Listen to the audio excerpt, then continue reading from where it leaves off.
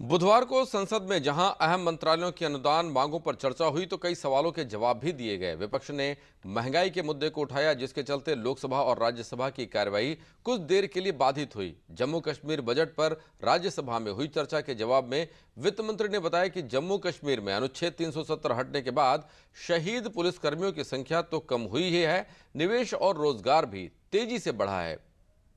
संसद के दोनों सदनों में बुधवार को महंगाई के मुद्दे पर विपक्ष के हंगामे के चलते कार्यवाही बाधित हुई।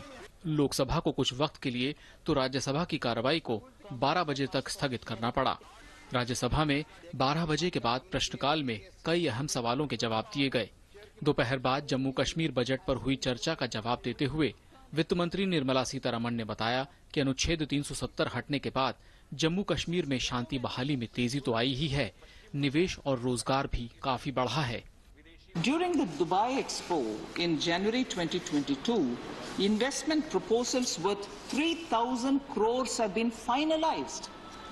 That is for J&K. CEOs of top companies, I mentioned it earlier, Honorable Member Mukhtar Abbas Naqvi is here now. He spoke about how the Gulf Cooperation countries members are still now in J&K talking investment possibilities.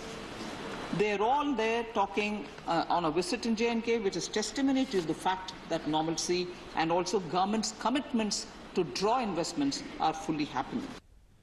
इससे पहले राज्यसभा में एक प्रश्न के जवाब में केंद्रीय शिक्षा राज्य मंत्री सुभाष सरकार ने बताया कि देश का शिक्षा बजट पहली बार 1 लाख करोड़ रुपए से ऊपर चला गया है। Always we are executing to our commitment. Wherever we see on the Swachh Bharat, in the Pradhan Mantri Awasan, everywhere. At the same time, in education, we are also committed to meet our target, and that's why in this year a good jump has been given. There is a more than 1 lakh crore has been given to education. देश में वामपंथी उग्रवाद की घटनाओं में भारी कमी आई है।